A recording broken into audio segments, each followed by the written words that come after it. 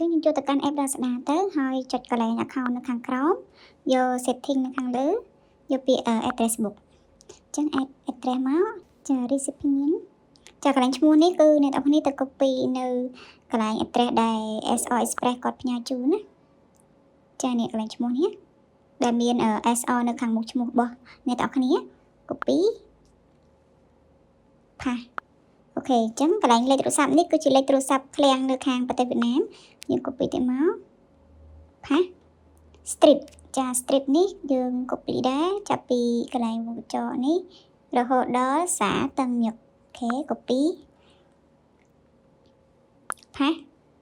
ចា city នេះអ្នកនរគ្នាយក Ho Chi Minh ចា Ho Chi Minh thành phố Ho Chi Minh ចាអូខេតមកនៅកន្លែងនេះយកសុំយកសាតឹងញឹកអូខេនេះនៅខាងក្រោមឆ្ងាយដែរ